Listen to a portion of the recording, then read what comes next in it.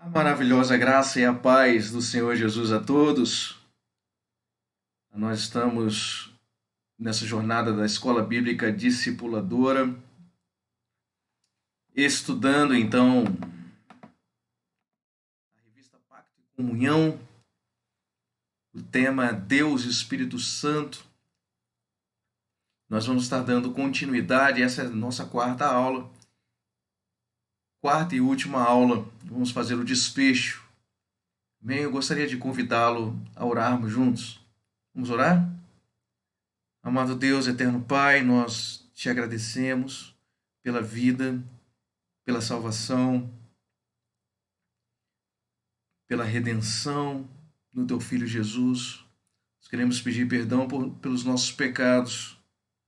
Queremos te agradecer por esse grande presente, que é o Espírito Santo de Deus que nos foi concedido por meio da fé no teu Filho Jesus. Muito obrigado por esse Espírito que nos reveste, esse Espírito que nos preenche, Espírito do Senhor, que nos capacita a fazer a tua vontade e cumprir na prática a tua palavra. Eu peço em nome de Jesus que o Senhor esteja abençoando os nossos irmãos que estão nos acompanhando nesse dia, nesta aula online, e peço para que o Espírito de Deus, o Espírito do Senhor esteja nos conduzindo, nos guiando, a fim de que todos sejamos edificados e saiamos, Senhor, com um conhecimento maior de quem Tu és e com conhecimento mais profundo da Tua vontade, em condições, Senhor, de Te agradar cada vez mais. Peço para que o Senhor esteja abençoando a mãe do nosso irmão Adiel, seja com a saúde dela, cure-a para a glória do Teu nome. Bem como, Senhor, todos os que estão doentes, fisicamente, espiritualmente ou psicologicamente, possam contar, Senhor, com o Teu socorro bem presente em todos os momentos. Nós oramos agradecidos e humildemente, no nome de Jesus. Amém. Amém. Vamos lá? Dar continuidade então ao nosso estudo.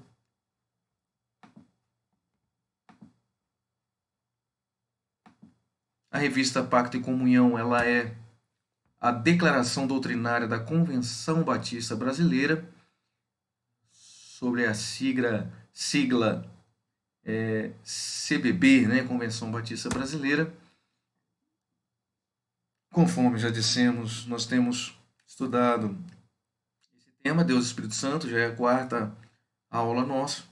Acabou se tornando um pequeno curso, né, um curso rápido aí de pneumatologia, mas nós vamos estar fechando. E vamos dar continuidade nessa afirmação, que é a 11ª afirmação, que diz que o Espírito Santo habita no crente,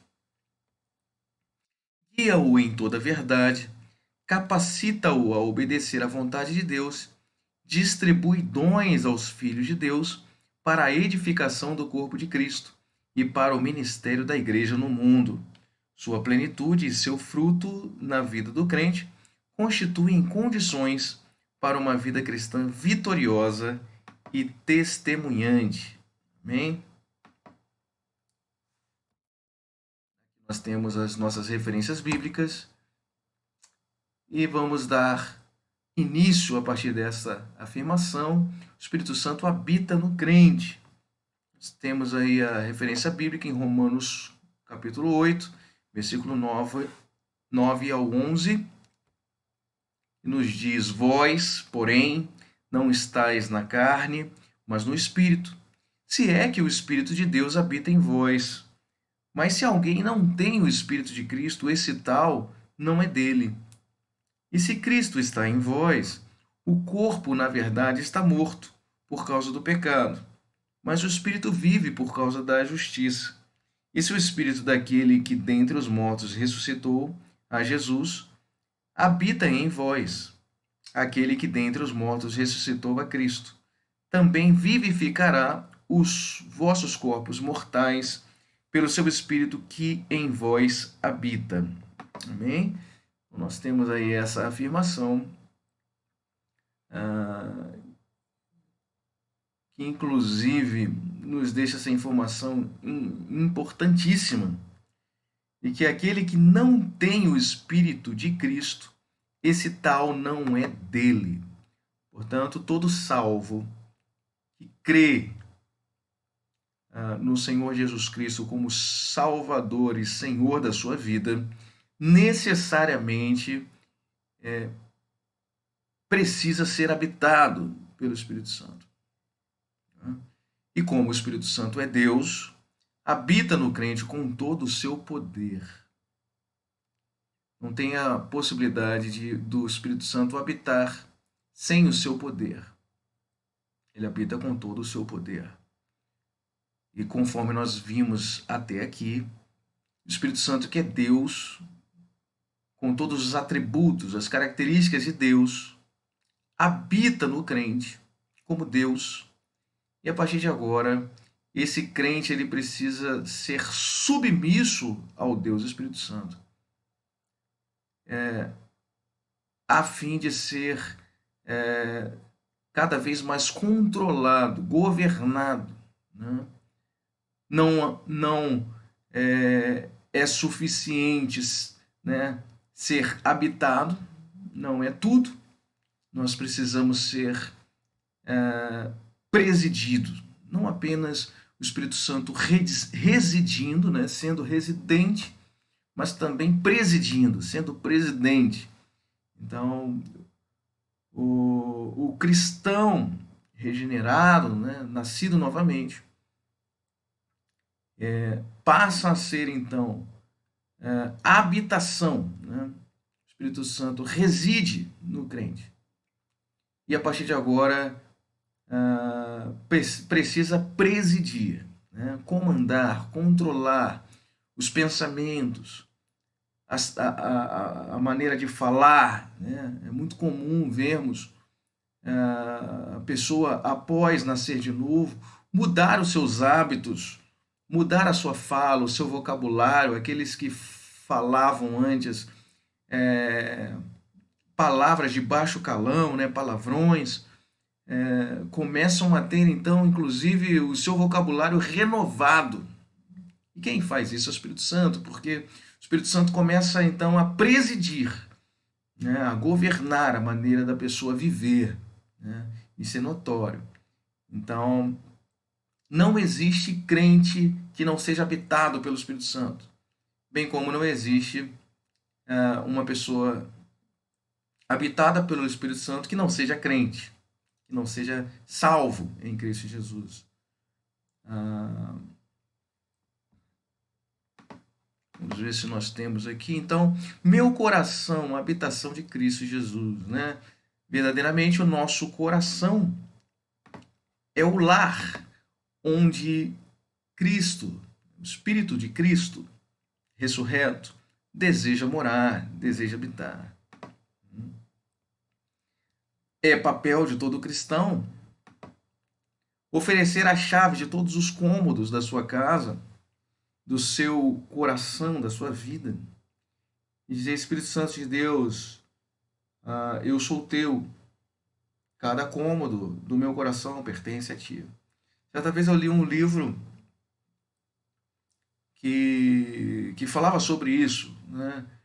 E que o Espírito Santo ele entra em nossa vida querendo colocar ordem numa casa que está desarrumada, está mal cheirosa, a faxina está por fazer, muitos pecados. Né? O Espírito Santo, ao entrar na vida do crente, agora vai fazer aquela faxina, né? Colocar coisas velhas fora e trazer coisas novas, coisas que vêm adorar, que vêm a agradar a Deus. Então, esse autor desse livro imaginava, então, que no cômodo da nossa casa, na sala, né, onde fica ali talvez o nosso entretenimento, a sala, as coisas que nós assistimos, o lazer, o Espírito Santo ele quer transformar o nosso lazer. Ele vai mudar as nossas predileções. Aquilo que nós sentíamos prazer antes, deixaremos aos poucos de sentir prazer. Aquele prazer que às vezes contrariava a palavra de Deus, a vontade de Deus. O Espírito Santo vai mudar as nossas predileções. E é muito importante, então, que o crente permita essa transformação progressiva, a santificação que o Espírito Santo atua em nós. Mas também o Espírito Santo quer entrar no quarto, mudar a nossa intimidade sexual precisa ser revista, a nossa vida sexual precisa se adequar à ação do Espírito Santo. E cada um dos cômodos vão sendo alterados, transformados de acordo com o seu poder, de acordo com a soberania do Espírito Santo. Isso é parte da habitação do Espírito em nossas vidas, em nós, né?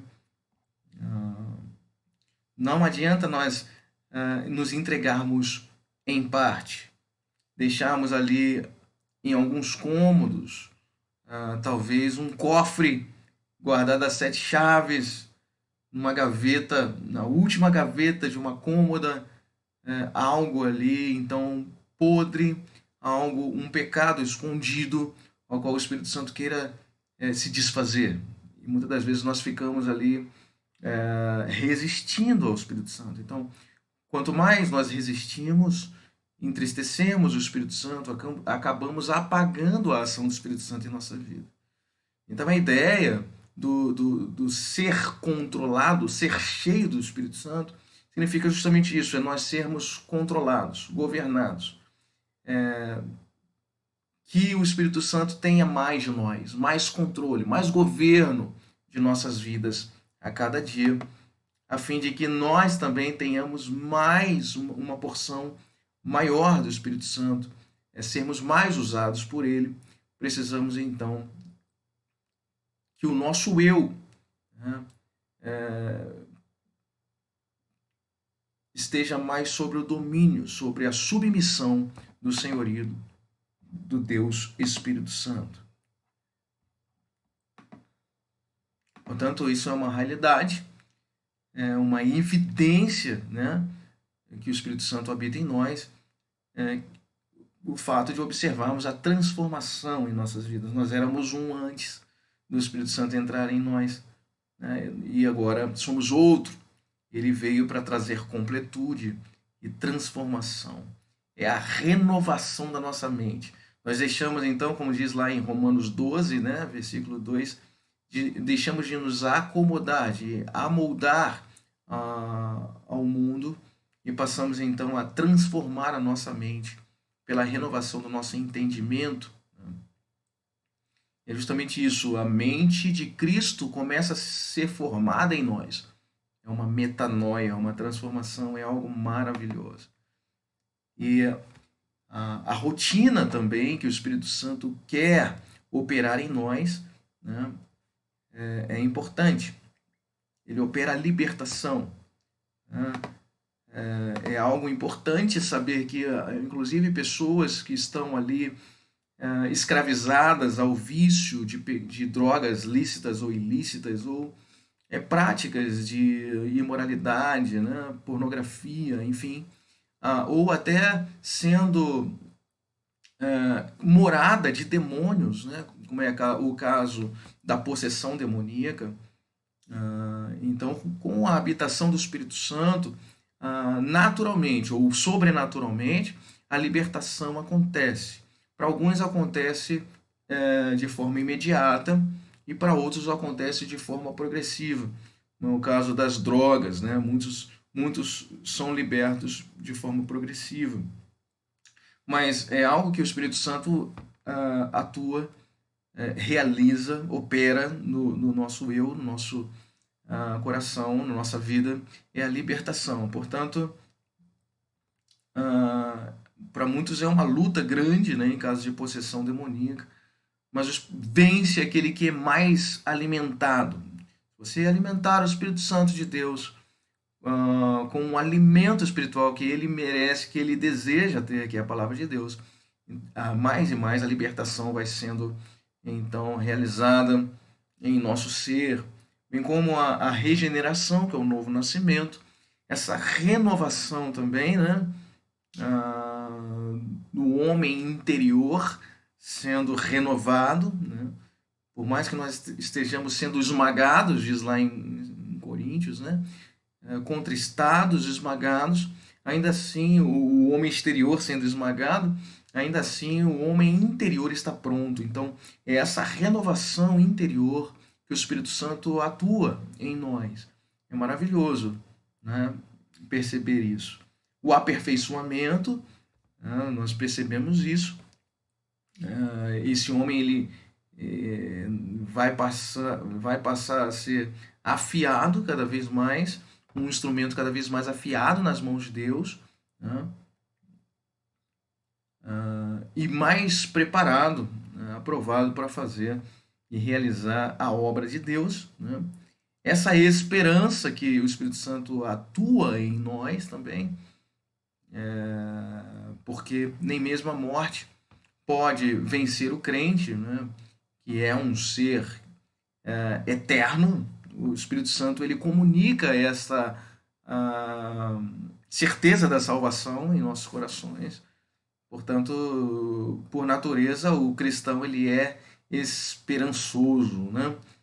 Otimista, esperançoso. E não é otimismo, na verdade é fé. É fé. O Espírito Santo de Deus opera isso em nós. E a preparação, né? Essa preparação que por mais que nós, humanamente falando, não estejamos preparados, não nos sintamos preparados, por exemplo, agora, não me sinto plenamente preparado para estar ministrando essa aula. Aliás, pregação, nem aula, nem nada. Mas eu me coloco à disposição do Espírito Santo a cada responsabilidade que tenho a realizar, crendo que ele é poderoso, né, para me fazer lembrar de tudo que eu preciso dizer. Então, o temor vai embora, né?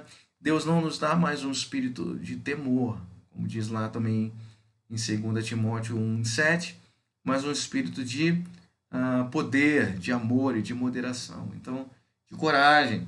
Esse é o espírito que nos aperfeiçoa, que nos prepara para sermos úteis na obra de Deus.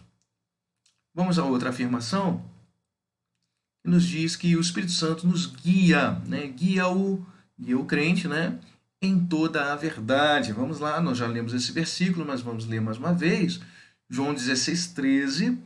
Mas quando o Espírito da verdade vier, ele os guiará a toda a verdade. Não falará de si mesmo, falará apenas o que ouvir e lhes anunciará o que está por vir. Joia? Então, isso também é notório, né? O Espírito Santo, uma vez que entra em nossos corações, em nossas vidas, ele então testemunha em nossos corações o que é verdade e o que não é, né? É bem verdade que a palavra de Deus, que só pode ser interpretada por meio do Espírito Santo também, né? A palavra de Deus ela vai ser o nosso norte, né? E o Espírito Santo então vai ser o nosso intérprete, vai nos ajudar a entender toda a verdade revelada nas Escrituras. Mas quando nós ouvimos alguém pregando, né, dando uma aula, o que quer que seja, esse Espírito Santo que em nós opera, ele vai acender uma luz, uma luzinha, um alerta ali, um pisca-alerta, quando algo é dito contrário, né, que vai de encontro ao que as Escrituras ensinam. Então, aquilo ali te gera um certo incômodo, né? Você, puxa, não pode ser isso, né? E vai te levar a verificar na palavra de Deus para saber se é verdadeiramente assim, né? A gente vê isso lá em Atos, né? Capítulo 17 de Atos, os cristãos bereanos, eles, sendo guiados pelo Espírito Santo, né? Eles estavam ouvindo Paulo pregando, mas eles comparavam para ver se na Escritura realmente eram assim. Então, os crentes de Bereia eram mais nobres do que os de Tessalônica, simplesmente por isso, porque o Espírito Santo os levava, os compelia, né, a comparar aquilo que estava sendo pregado com as Escrituras Sagradas. Então, dessa forma, o maior exegeta, né, o maior intérprete das Escrituras é o Espírito Santo, esse mesmo que habita no coração do crente. Então, é uma ferramenta que nos ajuda e que é essencial para nos livrar de seitas e heresias. Okay? É fantástico saber que o Espírito Santo da verdade, né, o Espírito da verdade, quer nos libertar, nos conduzir a tudo que é verdade. Amém? Sem esquecer que a verdade é o próprio Senhor Jesus. Ele é o caminho, a verdade e a vida. Portanto, o Espírito Santo nos guia em direção a Jesus Cristo, né? Que é o caminho, a verdade e a vida. A 13ª afirmação diz que o Espírito Santo nos capacita-o a obedecer à vontade de Deus. Né? Isso está lá em Efésios, capítulo 5, versículo 16 ao 25. Convido você para lermos juntos aí. Efésios, capítulo 5, versículo 16 a 25. Vida em comunidade, o tema. Diz o seguinte, a palavra do Senhor: aproveitando ao máximo cada oportunidade, porque os dias são maus. Portanto, não sejam insensatos, mas procurem compreender qual é a vontade do Senhor, tá bom? A vontade do Senhor. Então, o Espírito Santo, ele nos capacita a obedecer à vontade de Deus. Né? Não se embriaguem com vinho. Então, aqui, uma das vontades reveladas de Deus para nós é que nós não venhamos a nos embriagar com vinho, né? Que leva à libertinagem, mas deixem-se encher pelo Espírito. Então, há uma comparação de beber vinho, né, com o beber do Espírito Santo. Ambos querem dominar a nossa mente. Né? Da mesma forma como o vinho embriaga alguém e assume o controle, o governo, o Espírito Santo, ele não quer anular a consciência do ser humano como o vinho faz. Né? Satanás age assim também. O pecado age assim, assumindo a consciência, a personalidade da pessoa. Né? O Espírito Santo, ele não aniquila a nossa personalidade, nosso caráter, mas ele se une a nós. Né? Eu costumo mostrar aqui numa mão, né, como funciona, e que nós, quando estávamos mortos em pecados, em delitos, né, assim nós éramos. Então, éramos o corpo aqui no meio, né, ou melhor, vamos mostrar aqui, ó, o corpo aqui no meio, certo? A alma, que é a mente, né? E o nosso espírito, que está adormecido, certo? Porque o pecado faz separação entre Deus e os homens. Né? Portanto, o convite é feito para que nós aceitemos o Senhor Jesus Cristo como Senhor e Salvador das nossas vidas. No momento que isso acontece, pela fé, reconhecemos que somos pecadores, cremos que o sacrifício de Jesus na cruz é o suficiente, né, para nos dar vida eterna. Então, nos dado uma ordem, levanta e resplandece, porque já vem a sua luz. Então, esse espírito antes adormecido, não é, que procurava Deus sem encontrar, agora ele é adormecido, ele é acordado, né? E é concedido um presente chamado Espírito Santo de Deus, que agora vai estar anelo, né? Abraçado com o Espírito, de forma a aconselhá-lo, ajudá-lo, a fortalecê-lo a fazer a vontade de Deus. Então, antes, o homem não salvo, ele não tem escolha, tá? Ele só tem a escolha de agradar os seus prazeres, seus pecados, o seu eu, a fazer aquilo que agrada ao corpo, certo? E que, por consequência, desagrada a Deus. No momento em que o Espírito Santo é acordado, desperto, né? Despertado, então agora a nossa alma, que é a mente, né? Ela tem uma opção de ou continuar sendo agradando a carne, o corpo, né?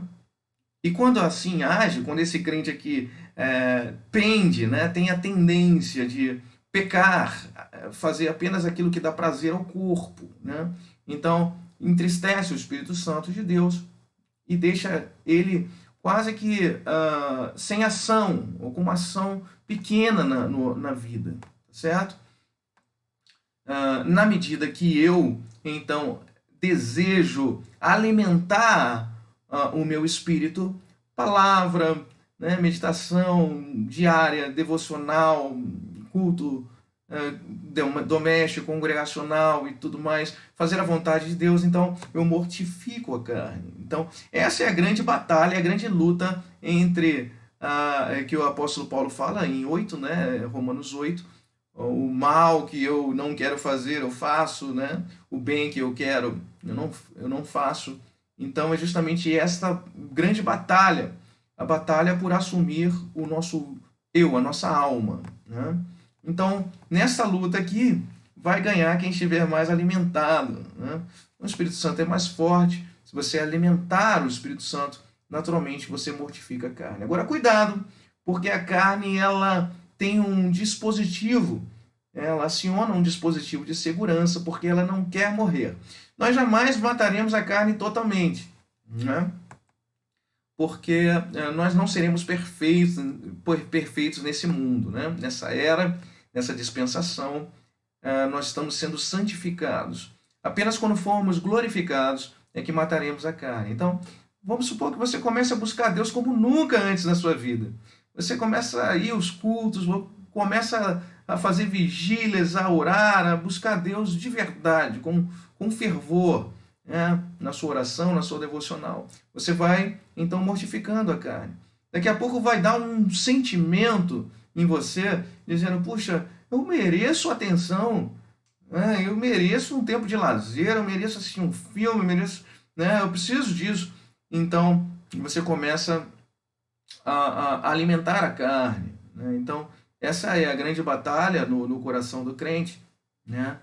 E se nós, aquela comparação de que se nós colocarmos dois cachorros para brigar, vai vencer quem o cachorro que está mais alimentado, né?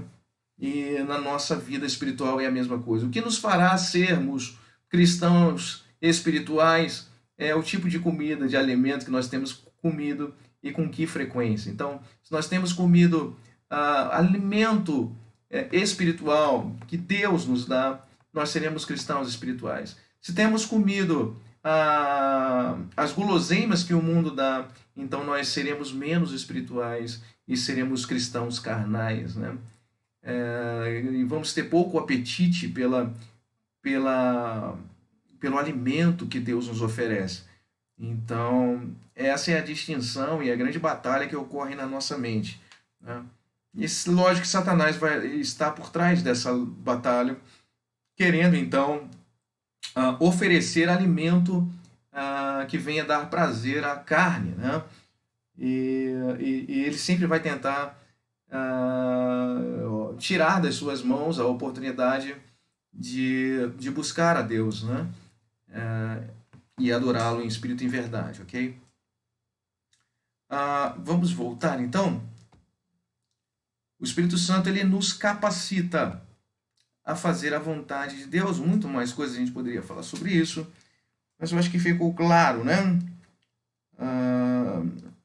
O Espírito Santo, então, ele quer assumir, né, o controle, o governo, nos usar cada vez mais,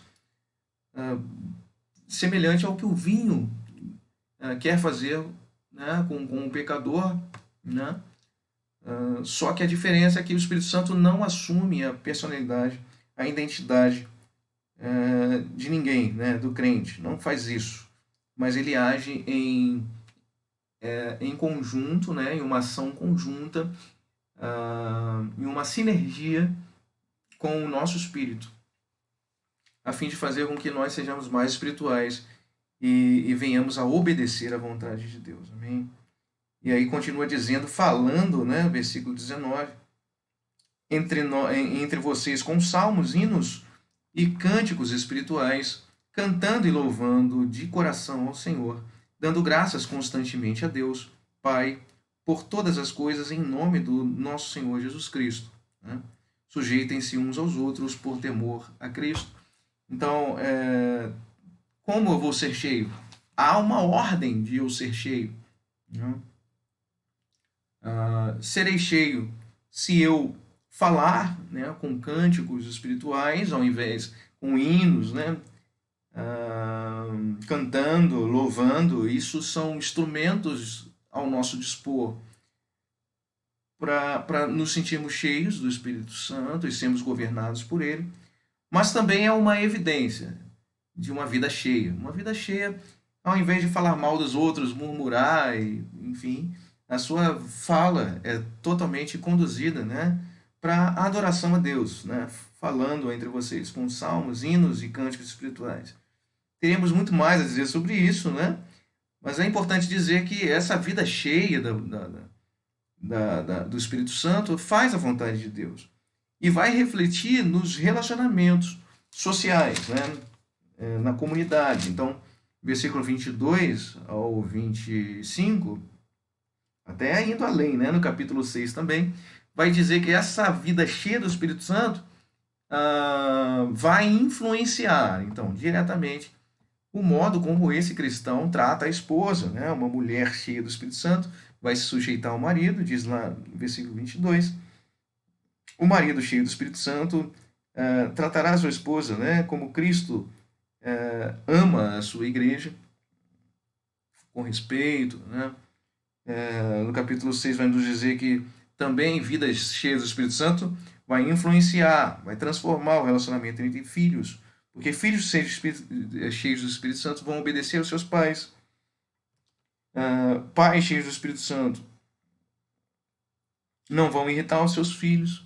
Né? E por fim, lá no versículo 5 do capítulo 6, vai falar sobre o relacionamento trabalhista. Então, também funcionários cheios do Espírito Santo vão trabalhar como se estivesse trabalhando ao Senhor. E os chefes, né, cheios do Espírito Santo tratarão os seus subordinados com o respeito que o Senhor trata a sua igreja. Então, essa passagem é uma passagem muito rica, que nos deixa em uma ordem de estarmos cheios do Espírito Santo. Não é uma sugestão, é uma ordem, porque somente dessa forma Jesus Cristo ficará evidente ao mundo. Né? Vai ficar a evidência de que o Jesus Cristo habita em nós. É quando nós fazemos a vontade de Deus, no nosso falar, no nosso agir. Essa é a grande evidência de que nós somos habitados pelo Espírito Santo. É o nosso caráter, é o nosso fruto. Né? Pelo fruto conhecereis. Existem várias evidências, essa é uma delas. Mas vamos lá. Afirmação 14. Distribui, né? O Espírito Santo ele distribui dons aos filhos de Deus para a edificação do corpo de Cristo e para o ministério da igreja no mundo. Joia? Então a gente tem aí 1 Coríntios 12, 7 e 11, né? Mas certamente nós temos do 7 ao 11, trata disso aí, a distribuição, né? Ele distribui da maneira como quer, o Espírito Santo distribui conforme o seu querer soberano, né? É por isso que nós podemos até pedir um dom espiritual, mas certamente Deus pode dizer sim, não ou espera, né? Ele distribui da maneira como ele quer. Ele é Deus, não vamos esquecer disso. Pode ser que ele diga, não, não quero te usar assim. Mas, Senhor, eu quero. Mas pode ser que ele não queira te usar assim como você quer. Porque ele é Deus. A prerrogativa é do Espírito Santo. É ele que distribui conforme o seu querer soberano. Tá certo? 1 Coríntios 12, 7 e 11, 11 diz: a cada um, porém, é dada a manifestação do Espírito, visando ao bem comum, tá certo? Então o Espírito Santo não vai dar dom para ninguém se aparecer. Isso é uma outra coisa importante. Mas é para edificação do corpo de Cristo, edificação da igreja, para o bem da comunidade, né? A partir do momento que o seu dom não está fazendo bem, então não é um dom que vai ser aperfeiçoado pelo Espírito Santo, né? Naturalmente, o dom que o Espírito Santo quer operar é um dom que não vai trazer evidência para a própria pessoa, para o dono do dom, mas que vai ser utilizado para o bem comum, né? Todas essas coisas, porém, são realizadas pelo mesmo e único Espírito, e ele as distribui individualmente a cada um conforme quer, pessoal. Eu costumo dizer, eu gosto de música e toco desde pequeno, né? Não seria correto eu impor o meu dom a ninguém, a quem quer que seja, porque é uma forma que Deus age no meu coração há muito tempo. Da mesma maneira, existem pessoas que julgam que os seus dons são mais importantes que o do irmão. E eles querem, então, impor os seus dons a alguém, né? Então, nós interpretamos, né, biblicamente, por exemplo, o dom de línguas, que está dentro dessa lista aqui, né? A gente pode ver aqui o dom de línguas como um dom, tá certo? Como um dom. Vamos ver lá. Versículo 8, por exemplo, capítulo 12, versículo 8.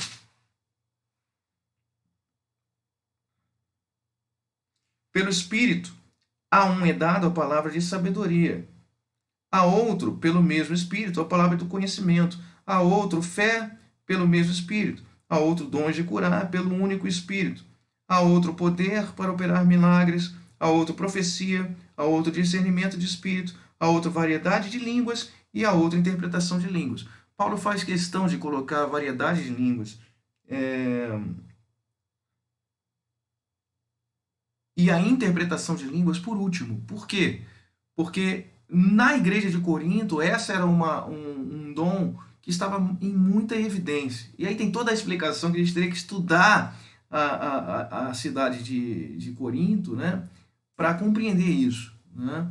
E que a glossolalia, que é o falar em línguas, isso já ocorria nos templos pagãos, né, da deusa, que era chamada a deusa do amor, né? A deusa do amor. Então, nesse templo de Afrodite, que era a deusa do amor, que ficava na cidade de Corinto, lá já acontecia a glossolalia. Pessoas, né, inclusive sacerdotisas cultuais, começaram a se converter. Essas pessoas já falavam em línguas, em outras línguas, só que motivadas pelos espíritos demoníacos. Agora essas pessoas se convertem, começam a vir para a igreja. E muito do mundanismo começa a ser inserido na igreja. E agora a igreja de Corinto, né, que é uma igreja espiritual, né, é uma igreja espiritual com muita manifestação do Espírito Santo, mas por outro lado, era uma igreja de divisão, toda dividida, porque existia imposição de dons. Tá? O meu dom é maior que o seu, eu sou mais espiritual que você. E tinha então competição de quem era o mais importante. Por isso que o apóstolo Paulo já começa a carta dizendo: vocês são de Apolo, vocês são de Paulo, vocês são de quem? Alguns dizem que vocês são de Jesus, né? Ou outros de Cefas, de Pedro, né? Então, cuidado, gente, com essa questão da utilização do dom. Não deve haver imposição de dom. todos aqui são usados para o bem comum. E uma das evidências de que nós somos conduzidos pelo Espírito Santo é a humildade. Então, sempre uma pessoa que é impulsionada a um dom, a realizar, a manifestar algum dom espiritual, ela vai ser humilde naquilo que faz, né? Então a gente observa por aí pessoas que ficam naquela ostentação do dom. Eu tenho todos os 9 dons espirituais, coisa e tal. Então isso já acende pra gente aí uma lanterna, um alerta. Será que de fato é o Espírito Santo de Deus? Né? Porque o Espírito Santo de Deus ele age com humildade, tá certo? Ele age para o bem comum, para a edificação do corpo. E é ele quem distribui conforme o seu querer, tá? Então, nenhum dos dois dons são mais importantes que outros aqui. Inclusive, o único dom que precisa do outro dom, né, para ser utilizado é o dom de línguas. A gente vai falar do dom de línguas um pouquinho mais para frente aí, mas o dom de línguas ele precisa dessa interpretação, né? Há sempre aquela dúvida, né, se o dom de línguas é o dom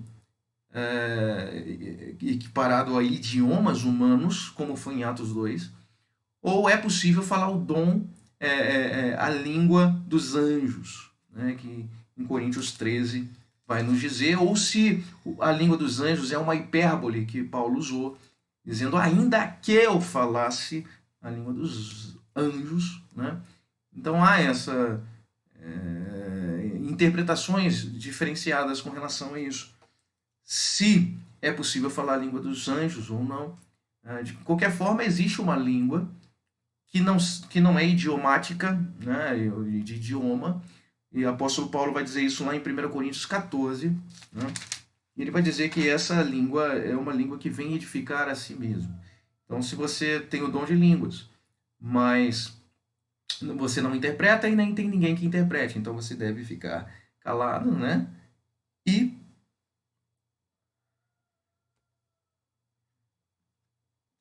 deve ficar calado, né? E buscar quem tem o dom de interpretar, certo? Existe também, a minha bateria do celular do laptop está acabando, eu vou abastecer ele aqui, senão daqui a pouco eu vou parar pelo meio do caminho aqui. Então, da mesma maneira como há essa orientação por parte do apóstolo Paulo de interpretar a língua estranha, né? Deve haver a interpretação para que ela possa ser então ministrada, né, num culto público. Também existe a orientação de nós não proibirmos o falar em línguas. Isso aí é bíblico também, tá, pessoal? Só um instante que eu vou ligar aqui meu laptop. Vamos lá. Tudo ao vivo, para valer.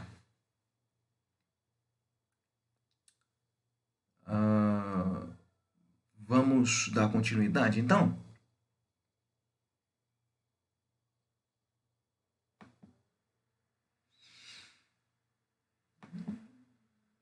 E ele designou alguns para apóstolos, né? Diz lá em Efésios, agora em Efésios, capítulo 4, versículo 11 e 13, né? Ele designou alguns para apóstolos, outros para profetas, outros para evangelistas e outros para pastores e mestres, com o fim de preparar os santos para a obra do ministério, para que o corpo de Cristo seja edificado, até que todos alcancemos a unidade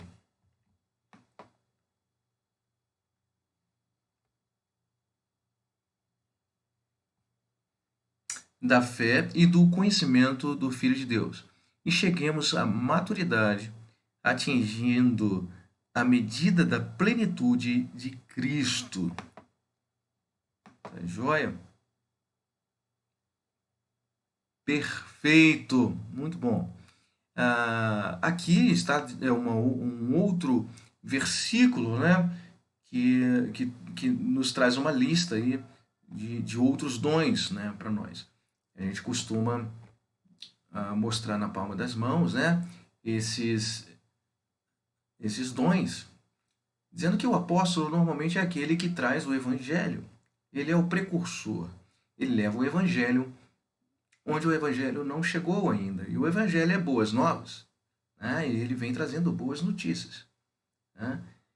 Nós não estamos perdidos, somos pecadores, mas há uma esperança. Então, o polegar nos representa, então, o apóstolo.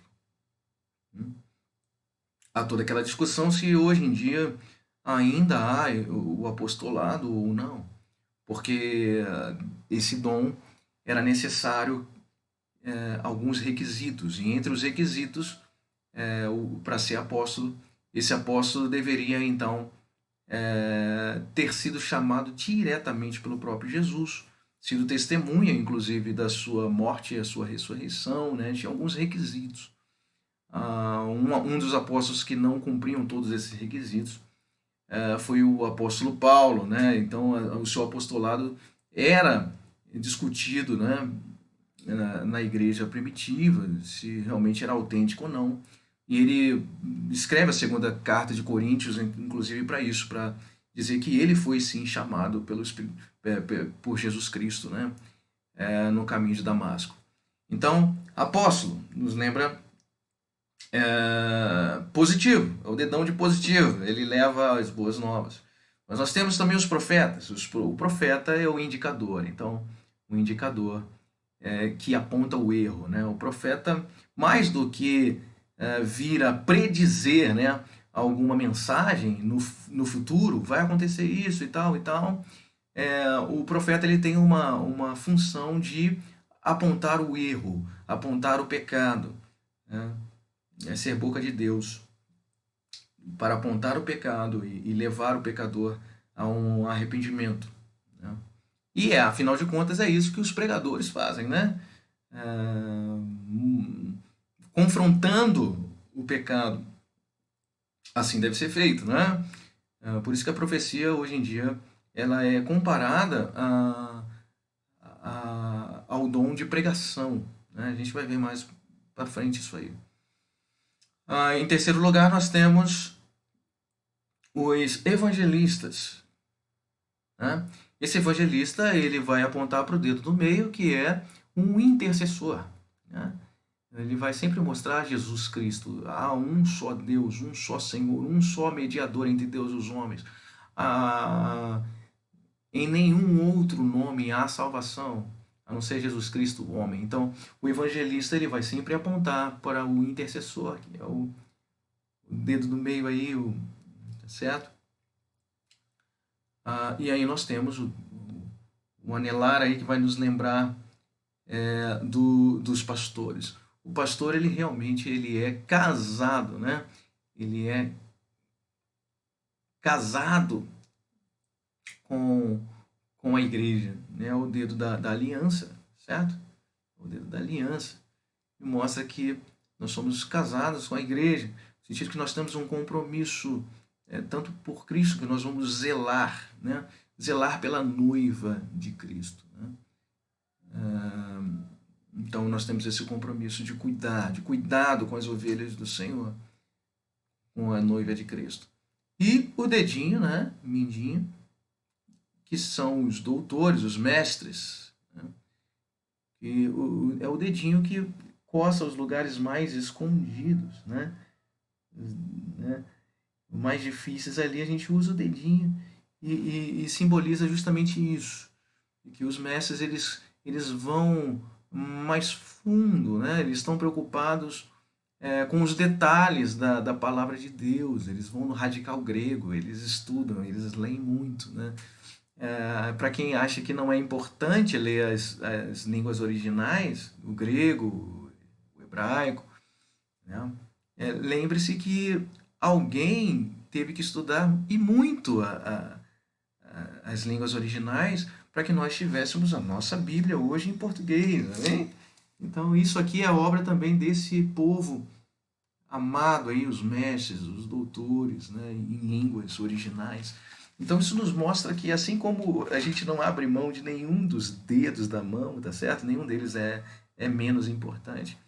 Da mesma maneira também todos os dons eles são importantes para o corpo. E é isso que o apóstolo Paulo vai nos dizer, inclusive no capítulo 12. Né? Ele começa devagarinho no capítulo 11, nos falando sobre a igualdade de importância dos dons. No capítulo 12, ele vai nos dar a ilustração do corpo. Né? Assim como o corpo tem muitos membros, assim é a igreja do Senhor.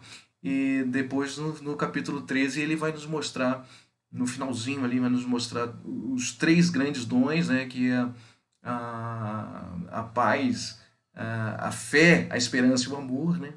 E dentre os quais o maior deles é o amor. Então, aí ele finaliza o capítulo 12 e inicia o capítulo 13 falando do amor. Eu vou te mostrar qual é o maior deles, né? E é justamente o que faltava na igreja de Corinto, que era o amor. Fazer com que todas aquelas ferramentas, né? O martelo, a lixa, cada um que não gostava um do outro, que não queria que fosse o líder e tal, mas eles precisavam entender que o marceneiro, o carpinteiro que é Cristo, vai pegar o serrote, vai pegar o martelo, vai pegar cada um que tem funções diferentes e vai fazer uma grande obra, utilizando cada um de nós de formas diferentes, segundo o seu querer. Eu costumo dizer que é como se fosse a Liga da Justiça, né? Os Vingadores ali, que cada um tem um poder diferente. E o Espírito Santo, ele age assim em nós também. Nenhum de nós somos iguais e somos usados da mesma maneira e nem precisamos ser, porque ele não quer. Deus age na diversidade dos dons, né? E apesar de sermos um só, né, no amor de Cristo. Mas vamos dar continuidade, que o assunto é vasto, né? Vamos lá. Falando ainda um pouquinho sobre os dons espirituais, né? Queremos mostrar aqui a profecia. Vamos começar falando aqui da palavra de sabedoria, né? Entendimento divino. Veja, a palavra de conhecimento, né? Esclarecimento da verdade. Então isso é um dom, né? A cura, restaurar a saúde de modo sobrenatural, tá? Existem alguns segmentos cristãos que são cessacionistas, né? Que diz que certos dons cessaram, né? Nós não temos evidências bíblicas disso. Eles vão utilizar alguns apoios bíblicos, tentar utilizar alguns apoios bíblicos para dizer que alguns dons cessaram, né? Mas é muito forçoso, né? Por exemplo, lá em 1 Coríntios 12, eles vão dizer que o 13, né? O 13...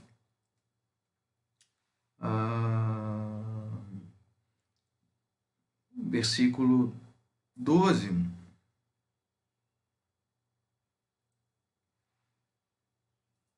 Versículo 9. Pois em parte conhecemos e em parte profetizamos. Quando, porém, vier o que é perfeito, o que é imperfeito desaparecerá. Né? 1 Coríntios 12, versículo 9. Né? Então, o que é perfeito, os cessacionistas vão dizer que é o cânon, né? As escrituras sagradas. Quando a escritura sagrada se fechou, então, em parte profetizamos, né? Quando vier o perfeito, né? Versículo 10, o imperfeito desaparecerá. Então eles dizem que depois que a Bíblia foi escrita, né? Foi fechada, certos dons desapareceram. Tá? Mas só que ao fazer uma leitura, né, honesta, nós vamos ver que o apóstolo Paulo não está falando do desaparecimento de dons, está falando da parósia, né? O próprio Calvino ele chega a essa conclusão, né? A parósia, então, é a volta de Cristo. Ele está dizendo que quando vier o que é perfeito, ou seja, Jesus Cristo, né? Certos dons não serão mais necessários. Então, quando Jesus vier, aí sim, os dons cessarão, falar em línguas, a cura, porque não vai ter mais doença, então não vai precisar mais curar, né? Então, isso é para a volta de Cristo. Na volta de Cristo, os dons cessarão. Vai prevalecer apenas a fé, a esperança e o amor. principalmente o amor, né, que vai reinar nos céus, tá certo? Então, nós somos continuistas por entender que os dons eles continuam sim, e não temos evidência suficiente para atestarmos aí, então o cessacionismo, tá? Discernimento de espíritos, isso é importantíssimo, a gente saber quem é que está falando, se é o espírito, se é Satanás, o que, que é, né? Línguas e interpretação, né? Exaltar a Deus e edificar o próximo por meios sobrenaturais, tá certo? Nós não podemos impedir, né, o falar em línguas. Existe aqui uma ordem, né, para que nós não venhamos a proibir o falar em línguas, certo? Da mesma maneira como quem fala em línguas e não interpreta, também está proibido, não está autorizado pela palavra de falar em público, que ele fale a si mesmo para se edificar. Então, o apóstolo Paulo ele queria impedir os exageros, certo? E é por isso que ele escreve o capítulo 14, então, de Corinto, para regularizar, né, a forma como o dom que era tão valorizado pela igreja de Corinto, regulamentar, então, de que forma eles poderiam, então, utilizar o dom do falar em línguas, tá certo? A fé extraordinária, e lógica e a lógica dos dons, né? Diversidade, são vários dons. O apóstolo Pedro vai chamar de multiforme graça, né? Dons do Espírito Santo, serviços do Filho, realizações do Pai, unidade, mas tudo sempre em unidade. Então, é a diversidade na unidade. A unidade da diversidade. Operação de milagres, profecia, certo? Nós temos aqui algumas listas. A lista de dons estão dentro desses textos bíblicos aqui, tá? 1 Coríntios, capítulo 12, 8 a 10, 12, 28 a 30, Romanos 12, de 6 a 8 e Efésios também. Palavra da sabedoria, palavra do conhecimento, dons de curar, milagres, profecia, discernimento, línguas, tá? Então, cada uma dessas passagens vai nos dar a lista completa dos dons, né? Ou mais completa. Essas listas vão se completando aí. Nós temos a profecia, falar verdades diretamente reveladas por Deus, tá? Então, essa profecia, ela é a pregação, né? Mas ela também é um pouco a mais do que isso, porque a pregação, ela tem muito a ver com o ensino, né? E já a profecia, ela é um falar de Deus, né? Da parte de Deus, sem ser previamente estudado. Então, quem faz essa distinção é o Weingruden, né, no seu livro de Teologia Sistemática. Achei bem interessante isso, né? Muitos pastores utilizam irmãos utilizam essa profecia, né? Pode ser até uma predição, né, do futuro, pode ser também, mas acontece muitas das vezes na pregação mesmo, de o pastor tá falando e quem tá ouvindo tem a sensação de que o pastor está lendo a sua vida, né? Está lendo a sua vida. Então, isso acontece com frequência, né? E acontece, deixa eu só ligar uma luzinha.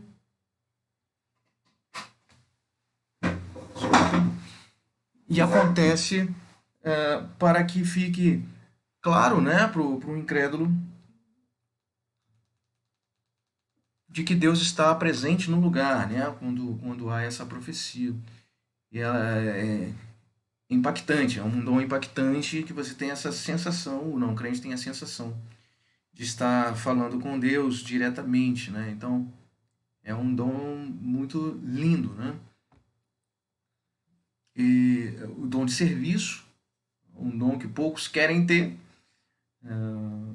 de socorro, né? Serviço. Existem várias histórias sobre o dom de serviço. Diz que o John Stott foi fazer uma palestra sobre serviço e ao chegar na igreja, os banheiros estavam todos entupidos. e ninguém conhecia direito. Ele foi lá, botou a mão nas privadas e começou a desentupir privada por privada. E as pessoas diziam: Stott, por que você fez isso? Você é um palestrante.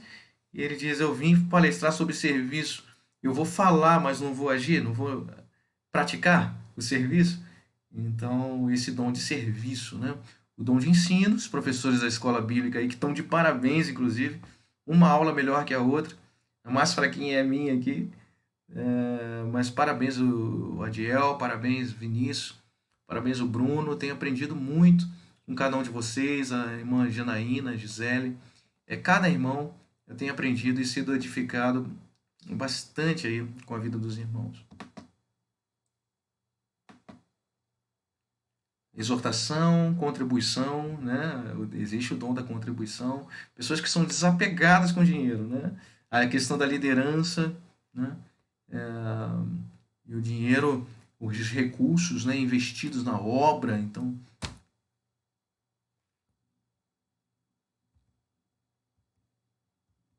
enfim, nós temos mais dons aí. Na questão também do ponto de vista acerca das línguas, né? Nós temos o ponto de vista tradicional, né? Do pentecostal e o carismático. Então, algumas diferenças aqui. Por tradicional, as línguas de Atos são línguas humanas, ao passo que as línguas de 1 Coríntios são línguas humanas, línguas celestiais ou angélicas, ou expressões de êxtase. Então, o tradicional ele também considera a possibilidade, né, dessa língua de 1 Coríntios ser uma língua celestial, né, angélica. O pentecostal, se não me engano, da mesma maneira, né, as línguas de Atos são línguas humanas, né, ao passo que as línguas de 1 Coríntios são celestiais ou angélicas, e o carismático também concordam. Então, a natureza das línguas há uma concordância ali, né?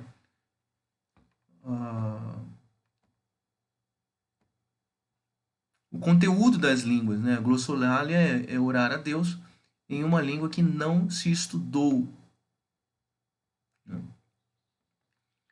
E há uma diferença, né? A língua podem ser orações a Deus, ou podem ser a maneira pela qual Deus fala ao seu povo, né? Mas em linhas gerais, eu vou resumir aqui para não precisar ler tudo. O tradicional ele vai crer assim, né, que a língua é um dom, não necessariamente uma evidência do batismo do Espírito Santo. A gente já estudou isso em outras aulas, né? Mas cremos sim na glossolalia como um dom. E quem não crer, o tradicional que não crê, pegue o capítulo 14 de 1 Coríntios e rasgue da sua Bíblia, tá? Porque é tão real que o apóstolo Paulo escreve um capítulo inteiro para regulamentar, né, o falar em línguas na igreja, tá certo? Então, é real, é um dom e é útil, né, quando é biblicamente utilizado. Então, para ser empregado num culto público, é necessário ter um intérprete de línguas, alguém que tenha a interpretação de línguas. Se não for a própria pessoa, uma outra pessoa. Se não houver um intérprete, que ela fale com ela mesma para se edificar, né, em forma de uma oração, né, ou cântico, certo? A necessidade das línguas, né? Alguns creem que cessou, mas mesmo tradicionais, existem tradicionais que são continuistas, né? O propósito da língua, né? Que pode ser normalmente para adorar a Deus, né? Para evangelizar, né, como foi lá em Atos 2. A duração das línguas. Então, alguns creem que acabou, né? Os cessacionistas, outros acham que continua. Há tradicionais continuistas, como é o nosso caso. Nós somos tradicionais, né, mas nós somos continuistas. Acreditamos que tanto a língua quanto os dons, eles continuam porque nós não vemos evidências bíblicas suficientes para pensar diferente, né, de que cessou. Agora, para os pentecostais, o falar em língua, a glossolalia, ela se divide, né? É uma evidência do falar, do batismo do Espírito Santo. Então, os pentecostais históricos creem assim, que existe o falar em línguas como evidência do batismo do Espírito Santo. E também após isso, a pessoa pode ter manifestações do Espírito Santo falando em línguas, né? Para edificação própria, ou evangelismo, ou adorar a Deus, né? Então, a única coisa que muda entre o pentecostal e o tradicional é essa necessidade de eu falar em línguas como uma evidência do batismo, né? A gente já estudou isso em outras passagens, né? Em outras aulas. Mostra que o tradicional ele crê que nós somos batizados no ato da conversão e que não há uma evidência única, né? Desse batismo, né? Que é um ato inicial de sermos enxertados no corpo de Cristo. Já o carismático, que vem ali daquelas igrejas que antes eram tradicionais, né, históricas, mas que passaram por um processo de renovação, né, então batistas renovadas, presbiterianas renovadas, né, eles creem sim que há uma segunda evidência, né, do batismo, uma segunda bênção, uma segunda experiência após a conversão, mas que não necessariamente precisa ter a evidência do falar em línguas, né? Pode ter outras evidências. Então é o que faz a diferença entre essas três linhas cristãs aí, ok?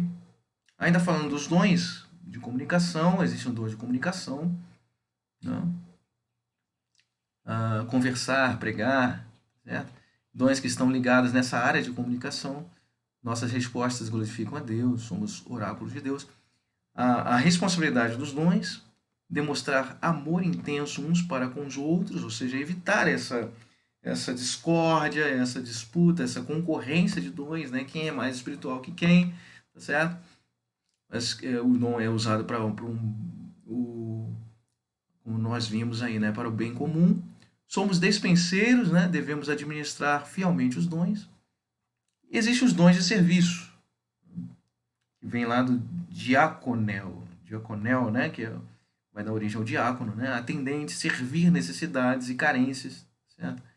Jesus serviu de modos diversos.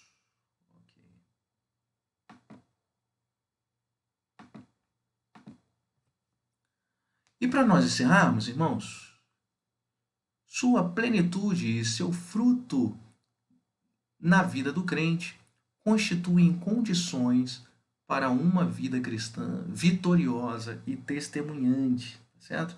Efésios 5 nós já lemos, né? Agora nós podemos deixar aí Gálatas, capítulo 5, versículo 22 e 23, né? Que nos diz: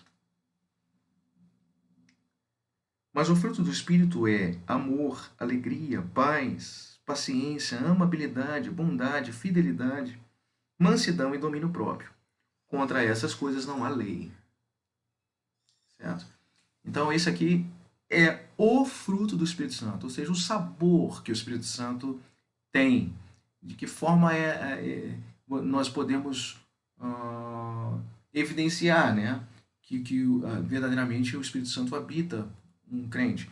É quando o seu caráter vem a demonstrar, né, essas virtudes que o próprio Jesus Cristo tem. Então, a mesma natureza que Jesus Cristo tem, o Espírito Santo também tem. As mesmas virtudes que Jesus tem, o Espírito Santo também tem. Portanto, se nós temos o Espírito de Cristo, as virtudes de Cristo devem ficar evidentes em nós, né? É como se fosse vários gomos do mesmo fruto, da tangerina. Cada um desses 9 gomos, 9 características, 9 virtudes que nós podemos ver em Jesus, certo? Todos nós estamos sendo aperfeiçoados nessas virtudes. Dificilmente nós teremos 100% de cada um deles, porque só Jesus teve 100% de cada um deles, tá bom? nós estamos no processo de santificação. E por isso, quando a gente pede paciência, Deus manda provação né, e dói. E nós, às vezes, ficamos impacientes, mas o Senhor está aperfeiçoando o fruto do Espírito em nós a cada dia. Atos 1:8 nos diz: mas receberão poder quando o Espírito Santo descer sobre vocês, e serão minhas testemunhas em Jerusalém, em toda a Judéia e Samaria e até os confins da terra. Então, ter o Espírito Santo de Deus, uma das evidências também é a questão da proclamação, de evangelizar, né? Então, o Espírito Santo, ele não quer nos encher apenas para a gente ficar rodopiando, dançando no Espírito, o que quer que seja, mas é muito mais do que isso, é muito mais do que sentir um prazer. O Espírito Santo não é uma droga espiritual que vai nos ficar nos sentindo pessoas hedonistas, né? Que quer ficar sentindo prazer pelo prazer de sentir o Espírito Santo. Tem um prazer, nós sermos usados por ele, é muito prazeroso. Nós sentimos a sua presença agindo em nós, é muito prazeroso, traz muita alegria, mas não se encerra aí. Na verdade, o Espírito Santo, ele quer nos impulsionar a proclamar, a evangelizar, a transformar o mundo pelo seu poder. Amém? Então, sim, todos nós temos um dom, pelo menos. Todo crente tem pelo menos um dom e somos vocacionados. Chamados para uma obra, para uma missão, tá? Somos chamados à salvação, chamados ao serviço. Os valores, vocação é para todos, esperança é para todos. A área de atuação, você é responsável, mas não está sozinho, tá? A família, vocação e responsabilidade familiar são indissociáveis. Igreja, somos responsáveis uns pelos outros. Sociedade, nossa vida transformada, transformar o mundo, né? Nossa vida transformada é para transformar o mundo, certo? Nós temos aí a certeza final, o Espírito Santo, né, nos dá uma missão de sermos sal, luz do mundo, obedecer ao chamado do Senhor, seguir a direção e instrução do Espírito Santo. Essa é a nossa missão. Os nossos desafios, não nos preocupar, né, não ficar ansiosos, né? O Senhor conhece nossas necessidades, o Senhor está perto de nós. Os nossos cuidados. Sem o Espírito Santo, abandonamos a palavra. Sem o Espírito, transformamos o Evangelho em leis. Fica um negócio muito engessado. Fica um negócio impossível de se realizar a vontade do Senhor, a obra do Senhor, se não for pela capacitação do Espírito Santo. Por fim, a certeza que o Espírito Santo imprime em nossos corações. O Espírito Santo nos concede o que falar. O Espírito Santo fala por meio de nós. Amém? E eu deixo para nós encerrarmos. Eu peço desculpa porque é impossível de a gente abordar todo esse assunto. Mas, por um outro lado, nós demos o nosso melhor, né? Eu convido você, inclusive, se você quiser saber mais sobre essas questões, nós temos aí o Instituto IBAPA, né? Nós estudamos aí módulos de 6 meses, cada um desses assuntos, e certamente vai te levar a um crescimento ainda maior nessas áreas, tá? Se você quiser crescer mais, nós temos vários livros aí, teologias sistemáticas, à sua disposição, além da palavra de Deus, que é a primeira delas, amém? A primeira fonte, então, de pesquisa. Vamos lá, vou deixar aqui algumas frases para os irmãos, para nós podermos aí refletir. Ser cheio do Espírito é ter o Espírito cumprindo em nós tudo o que Deus pretendia que Ele fizesse quando o colocou em nós, né? Então, isso é ser cheio do Espírito. Quando o Senhor nos dá o Espírito Santo como um presente, como um dom, Ele está nos dando com uma intenção, com um propósito. E ser cheio do Espírito é isso, é a gente se esvaziar dos nossos interesses particulares, né? Pessoais, e poder, então, sermos instrumentos nas mãos do Espírito Santo para cumprir todo o seu querer. Isso é ser cheio do Espírito Santo, é ter vida cheia do Espírito Santo. Uma coisa interessante que duas expressões que são praticamente sinônimos, né? Que o tradicional ele vai chamar esse revestimento de poder que o pentecostal chama, ou o batismo do Espírito Santo, ele chama de ser cheio do Espírito Santo. Então, são dois sinônimos, né? Muda a nomenclatura para uma experiência semelhante, ok? Então, ser cheio é isso. Todos nós queremos ser cheios do Espírito Santo a fim de exercermos, né, a missão que Cristo nos deu como igreja, o ID do Senhor, de forma eficaz. Então, só uma vida cheia do Espírito Santo que vai ser eficaz na obra de Cristo, né? E todos nós, tradicionais, pentecostais, carismáticos, neopentecostais, todos nós queremos ser úteis na obra do Senhor e não queremos falhar na missão que Ele nos confiou, né? Como igreja. Grande parte de seu trabalho de oração deve ser implorar ao Todo-Poderoso que lhe dê medida maior do seu espírito.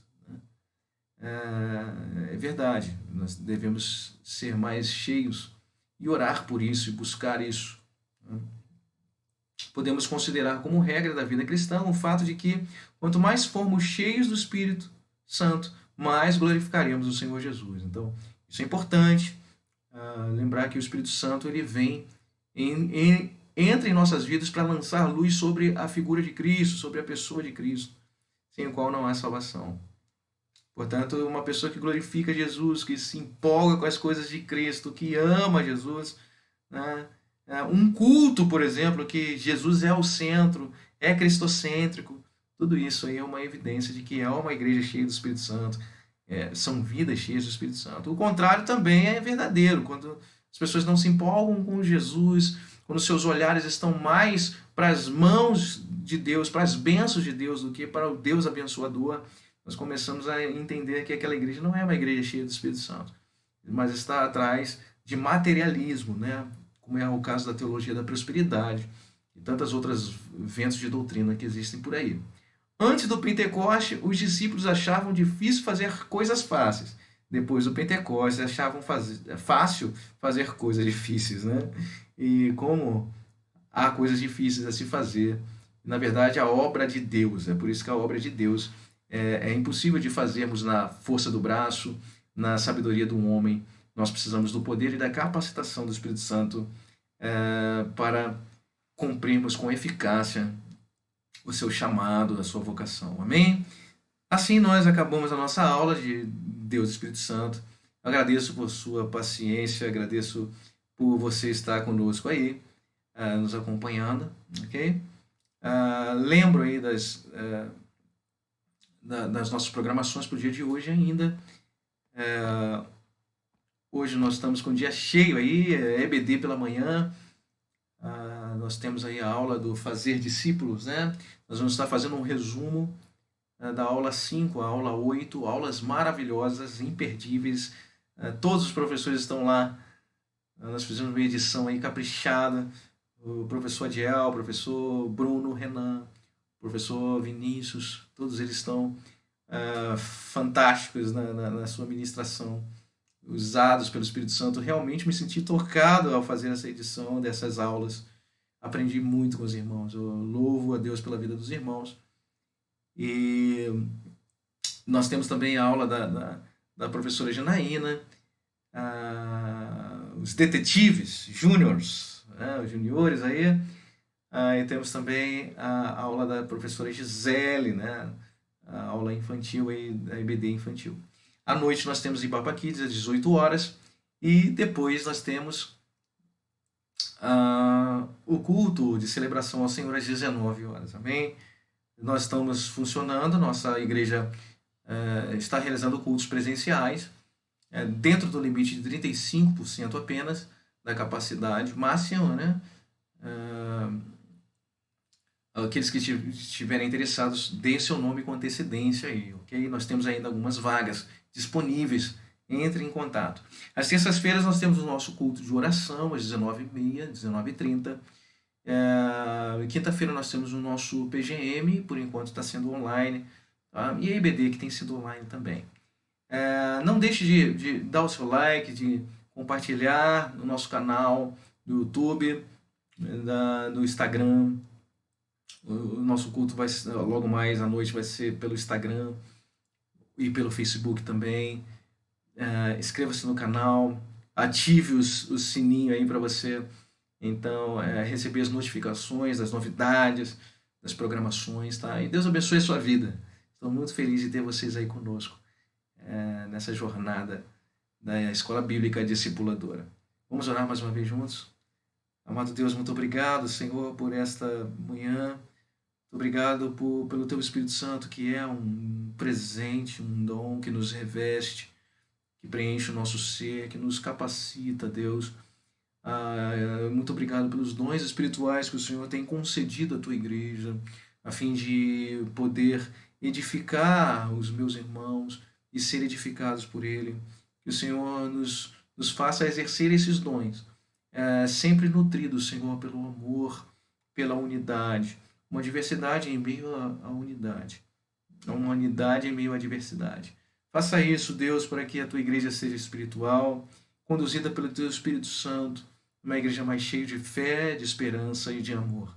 Abençoe aqueles que sofrem, que possam ser renovados nesta manhã pelo Teu amado e doce Espírito Santo. Continue conosco, nós te amamos, oramos em nome de Jesus. Amém. E Papa, mais que uma igreja, somos uma família. Deus o abençoe. Bom domingo em nome de Jesus.